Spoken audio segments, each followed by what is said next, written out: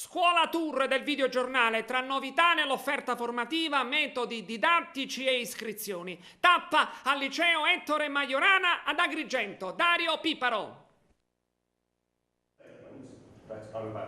Fase transitoria, quella estiva, tra un anno scolastico e l'altro. È la fase della caccia alle iscrizioni, ma ci sono anche casi di particolarità. Parliamo del liceo scientifico Ettore Majorana, dove alcuni studenti sono ancora a scuola a fine luglio. Sono 30 seduti tra i banchi mentre i coetanei riempiono le spiagge, ma per loro c'è una motivazione ulteriore che si chiama Inghilterra. Per l'istituto agrigentino si tratta della seconda esperienza, dopo quella del 2012, all'interno del quadro PON C1, concernente la comunicazione e le lingue straniere. Fondi europei sfruttati e investiti per la formazione diretta dei giovani del territorio. Circa 130.000 euro erogati dalla Comunità Europea e suddivisi in due fasi. La prima qui ad Agrigento, dove un docente madrelingua tiene un corso preformativo ai ragazzi. Lezioni frontali in preparazione dell'esperienza vera e propria, quella londinese. 30 giorni in Inghilterra a partire dal mese prossimo, con 80 ore formative finalizzate al rilascio di un'attestazione conclusiva. Ci sono dei progetti PON molto particolari che la Comunità Europea sovvenziona proprio perché vuole garantire ai nostri studenti la possibilità di spostarsi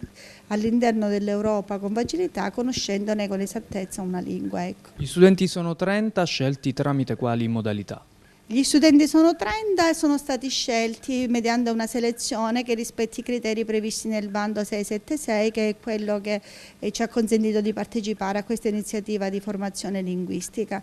Teniamo conto della media scolastica, sia di quella dell'anno precedente a quello in cui l'edizione del progetto va in onda, sia di quella di quest'anno, e in più ha un peso particolare nella media il voto d'inglese, chiaramente. Intanto continua la corsa alle iscrizioni con il Majorana, che anche quest'anno mantiene l'autonomia scolastica in virtù dei 603 iscritti, ma in vista della riforma la probabilità che la soglia minima si alzi a 900 è concreta, come ci conferma la stessa preside Buscemi, che auspica a questo punto un progressivo ampliamento delle adesioni.